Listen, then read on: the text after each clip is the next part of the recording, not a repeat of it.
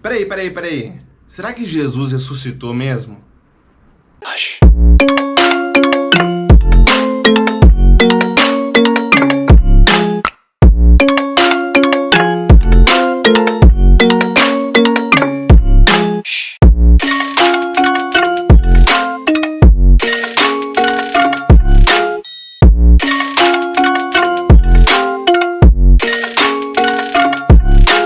Fala galera, bem-vindo ao meu canal, meu nome é Matheus Messias e nessas próximas semanas nós vamos falar sobre o fato da ressurreição para celebrar a chegada da Páscoa.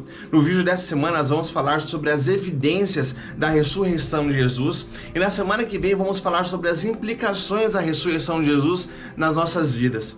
Então já deixa o like nesse vídeo, se inscreva no canal para você não perder essas novidades. Já deixou o like, já se inscreveu? Então vamos pro vídeo. As pessoas secularistas gostam de dizer que Jesus foi um cara legal, foi um grande homem com grandes ensinamentos sobre amar o próximo, sobre humildade, mas à medida que os séculos foram passando, começaram a surgir todas essas lendas sobre ele ser um ser divino e que ele ressuscitou dos mortos, mas isso não diz respeito ao Jesus histórico. E tudo isso foi o que você aprendeu assistindo, lendo o Código da Vinci. O único problema é que essa não é a verdade. Existem diversos, eu não quero dizer fatos nem evidências, mas existem diversos motivos para você acreditar que o fato da ressurreição é muito mais razoável do que o da não ressurreição. Eu quero listar que existem 3 motivos. Esses são a datação do relato, o conteúdo do relato e as consequências e implicações do relato.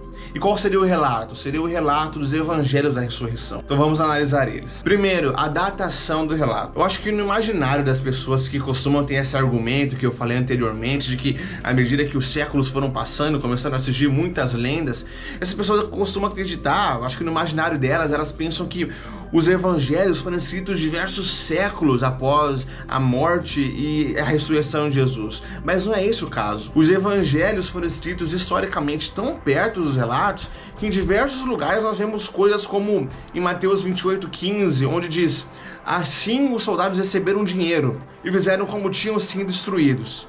E essa versão se divulgou entre os judeus até o dia de hoje. O Evangelho de Mateus foi escrito historicamente tão perto da vida de Jesus, de maneira que ele podia dizer que havia ainda algumas histórias sendo contadas ali para justificar o fato da ausência do corpo de Jesus. Existem cartas de Paulo alegando a ressurreição de Jesus que foram escritas, datadas, apenas 15 anos após a vida de Jesus, como 1 Coríntios. Se você quiser escrever uma história hoje sobre algo que aconteceu há 500 anos atrás, numa pequena vila, pode ser que você possa se safar com essa história como sendo verdadeira. Mas falar de algo tão grandioso como a ressurreição corpórea de um grande líder que aconteceu apenas 15 anos atrás, por exemplo, em 2006, quando as pessoas que presenciaram aquilo ainda estão vivas, você puder dizer que foi vista por centenas de pessoas de uma vez só, por exemplo, dar o nome delas e dizer para as pessoas de checar os fatos, como o apóstolo Paulo fez, é muito difícil você se safar se essa não for uma história real. Mas é exatamente isso que Paulo faz em 1 Coríntios. Portanto, a datação do relato,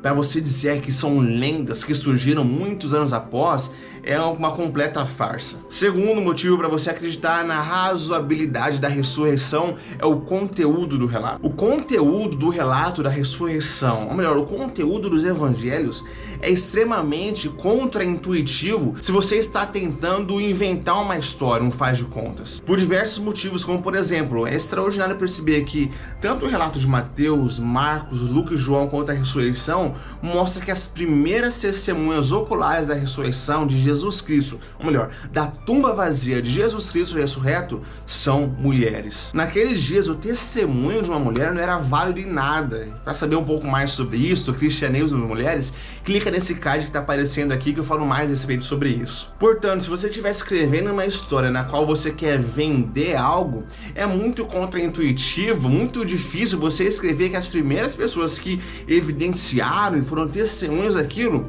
foram mulheres. Você jamais escreveria que as primeiras pessoas que viram a tumba vazia foram mulheres. O único motivo no mundo para você escrever isso é se de fato foi assim que as coisas aconteceram. Os autores, sabendo que o testemunho de uma mulher não é válido em nada, poderiam simplesmente omitir isso e pular para a parte onde Pedro e Paulo foram testemunhas daquilo, mas eles preferem não fazê-lo porque eles querem ser fidedignos ao relato oficial de como os fatos aconteceram. Outro ponto que torna o relato da ressurreição muito contraintuitivo é que Mateus diz que depois que Jesus ascendeu aos céus, muitas pessoas o adoraram, mas ele disse que alguns duvidavam. O relato da ressurreição mostra que Jesus apareceu para eles, falou com eles, comeu com eles, conversou com eles, tocou eles, mas ainda assim alguns duvidaram que isso realmente aconteceu.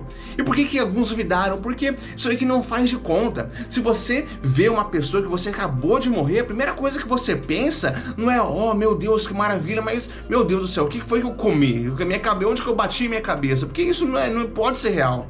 Isso daqui é a realidade, é o fato. As pessoas duvidam. Os autores são fidedignos ao fato do ocorrido. Se você estivesse escrevendo o relato da ressurreição de um grande líder, que estivesse querendo vender isso, você escreveria que os pais fundadores da igreja duvidaram da própria pedra fundamental daquilo que vem a ser o cristianismo? Mitos e lendas não possuem esse tipo de relato. Somente os fatos são descritos dessa forma. Terceiro motivo para você acreditar, dar crédito para a razoabilidade da ressurreição, são as consequências do relato. Fato é que a tumba estava vazia. Se a tumba não estivesse vazia, se houvesse um corpo, o corpo de Jesus, não haveria cristianismo. Nós não podemos revogar e ignorar esse fato. E isso foi um reboliço na época. Os soldados romanos, todas as pessoas que eram contrárias ao cristianismo, estavam procurando o corpo de Jesus, mas ninguém pôde encontrar. E portanto, ao longo da história, muitas pessoas foram dando alguns motivos, algumas explicações para isso, como por exemplo, os discípulos podiam ter entrado na tumba e roubado ela. Certo, então vamos fazer um exercício mental aqui. Os discípulos entraram na tumba, roubaram o corpo, depois centenas e centenas deles começaram a contar essa mentira de que Jesus havia ressuscitado dos mortos. E como consequência disso, todos eles foram perseguidos, torturados, mortos das piores formas possíveis, e nenhuma dessas pessoas resolveu abrir o bico sobre a fraude, sobre a farsa, para poder ser poupado de tanto sofrimento. Isso realmente faz sentido? Muito improvável, né? Quem mente, normalmente mente porque tem algo a ganhar com isso. Ninguém mente para poder ser perseguido e morto das piores formas possíveis. Isso não faz o menor sentido. Ninguém aqui tinha nada a ganhar além de tormento e sofrimento por causa disso. Nós temos relatos de pessoas que eram extremamente importantes no contexto social, tinham um status elevado, grandes riquezas, como o próprio apóstolo Paulo era.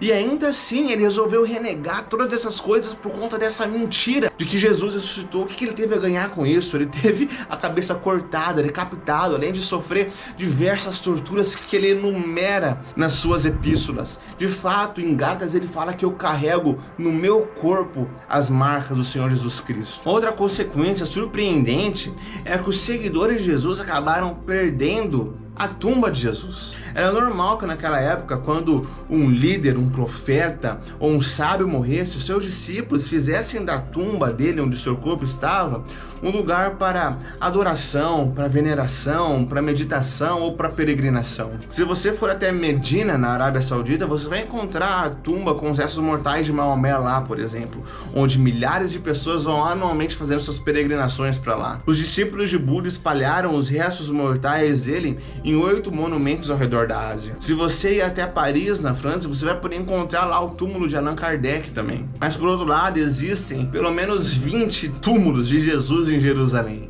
porque os discípulos acabaram perdendo aquela que era a original, a real, a oficial. Sabe quando você perde alguém, na pior das hipóteses, quando ela morre, sabe, os pertences delas, o lugar dela, o quarto dela se tornam quase que preciosos, sagrados, você não quer mexer. Mas quando você tem elas perto de você, os pertences e o lugar delas não fazem diferença, porque vocês têm elas. Então por que os discípulos perderam a tumba de Jesus? A única resposta que eu consigo encontrar é porque eles o tinham. Eles o tinham porque ele verdadeiramente ressuscitou. E se você acreditar nisso, você pode tê-lo também. Então é isso, galera, obrigado por assistir mais esse vídeo aqui no canal. Não perca o vídeo da próxima semana, nós vamos falar sobre as implicações da ressurreição nas nossas vidas práticas. Se você gostou desse vídeo, não deixa de se inscrever, de clicar no gostei. Se você quiser ajudar esse canal de uma outra maneira, não deixa de adquirir o meu livro Justiça e Graça. O link com frete grátis para todo o Brasil e com preço promocional tá aqui embaixo na descrição. Então é isso, um abraço e até a próxima.